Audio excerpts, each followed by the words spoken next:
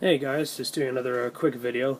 Sorry, I haven't posted a lot of videos in like the last couple months. I've just been really busy with work and school, and haven't really got a chance to paint a lot. But I'm just gonna show you a quick video of what figures I've painted the last couple months, basically since New Year's. So these figures in front of you, for those of you guys who might recognize, these are actually the conversions from. These are the Revel Prussian infantry, but I've actually converted them to be British infantry, or more specifically, King's German Legion. I basically just convert them by cutting off the blanket roll which goes around their body, and cutting and kind of sloping down the shako so that it goes in the Prussian shako, and basically I turn them into just a waterproof covered Belgique shako, which I think, especially from the distance, it looks fine. So these guys here actually been painted to be the 5th King's German Legion Line Battalion, which were in the square for most of the day at Waterloo, until it was sent down to help counterattack La Haye-Saint. It was cut down by cavalry, but at the point of the battle, which I'll be showing, it was still in the square. So these figures here are mostly the firing figures, so that's the men firing the muskets in a few different poses, loading. So I've just painted them up as King's German Legion, 5th King's German Legion Line Battalion with the royal blue facings. And I've just started on a close up here. You guys can see I'm still been using the brown wash technique that I've been really sort of liking. So I'll let you see, you guys see how that kind of turned out. But again, once again, to base them, I've sort of been basing them on cardboard just to store them for now. But I've sort of been cutting them on angles at corners so that I can store them, but also sort of form them in square to sort of see how the numbers and how the square is sort of being built. So just sort of sliding around, you can see I have about 3 packs here of all the firing figures from the Prussian infantry. I'm going to use the rest of the packs for the same square. I've just been sort of working on some of the figures in right now, so you can see them there. So again, I think they turned out pretty good. And again, I think I'm happy with the result. It's conversion. It's not ideal, but I want some variety with my British figures, and unfortunately, that's not really commercially available right now with all the lack of hat sets right now, and so I want a bit of variety.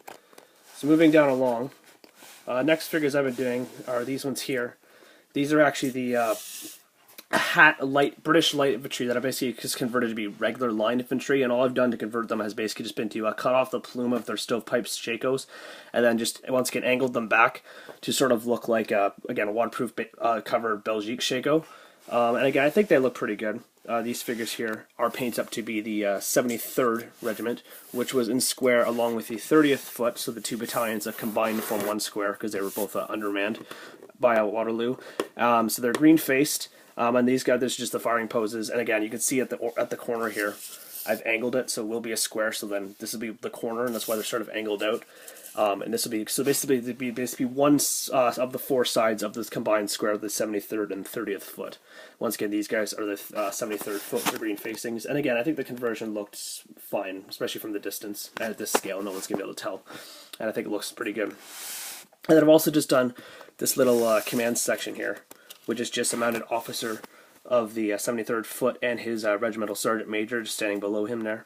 The mounted officer is a conversion, which I actually I made him up years ago when I didn't actually paint him. Now I honestly cannot for the life of me remember where I actually converted him from. I think it might have been from one of the Prussian, yeah, I think it was from one of the Prussian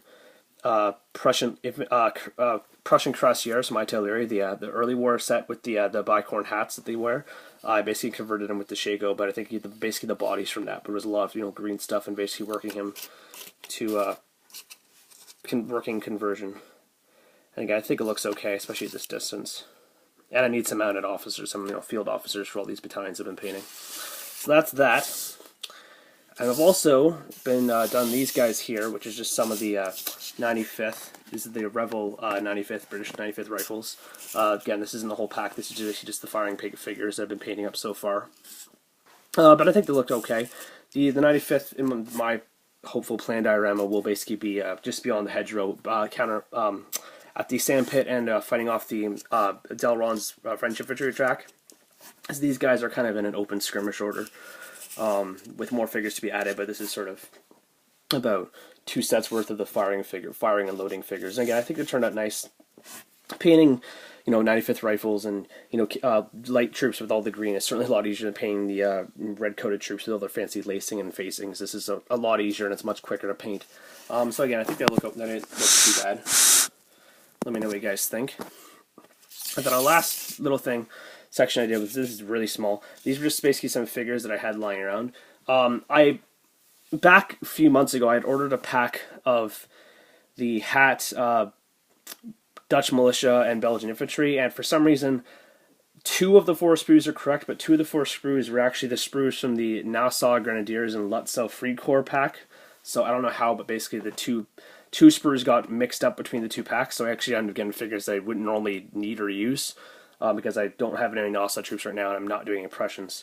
So basically, what I've done is I basically just converted these. I was going to waste them. So these are basically these are the Nassau Grenadiers, or Nassau Grenadiers. And basically, what I've done is I basically added light infantry style stovepipe shakos that were basically extras that came from the hat pack, the hat Peninsula War infantry pack. So I basically converted their shakos, and I basically painted up to be the light company of the Field Battalion Bremen of Hanoverian units, so which again had blue trousers, black belting, but from what I can tell had a light infantry style shakos.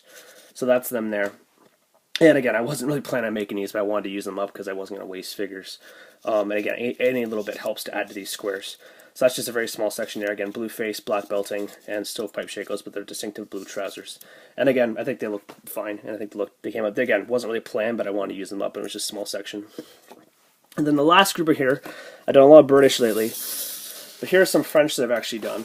And for those of you guys who might recognize, these are actually the hat line chasseurs, which is a much earlier, like an earlier war set with the earlier war pre-Bourdain uniform regulations. But I like this set because it's all marching, and you can get a lot of marching figures. It's all marching figures in the pack, so you can get a lot of figures, basically money for your value. And I wanted to use them up, so basically all I did is I basically painted them to have knee-high gaiters.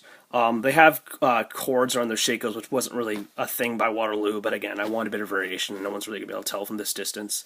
So these have basically been painted up as 2 different companies, so you can see the blue and green pom-poms in their shakos. And again, it's just really nice because, again, they're all marching, so you can actually, which is nice. And there's just a mounted officer on the end there. Again, it's not ideal. Again, I know there are some issues with the small details in the uniform, but the fact that they're all marching and they're all sort of variations is really nice, and I wanted to use them up, and I got these figures years ago. And I want to use them up, and I needed more French infantry, especially just plain old French infantry marching, which would be part of Delron's attack, because that's what most of the French infantry were doing in that attack. The only first 2 ranks that had been able to fire, and the rest would have been marching. So basically, I need the most figures I need would be marching figures. So these will help compensate for that. And I think they turned out okay. Let me know what you guys think. Anyway, that's just sort of an update of what I've been working on so far, guys. I've been really busy lately, so I haven't really got a chance to paint a lot lately, but this sort of figures I've been poking away on the last couple months. Anyway, let me know what you think, and I'll post more videos when they come. And I'm enjoying all your guys' videos. You guys are doing great work, and I'll hope to see you guys soon.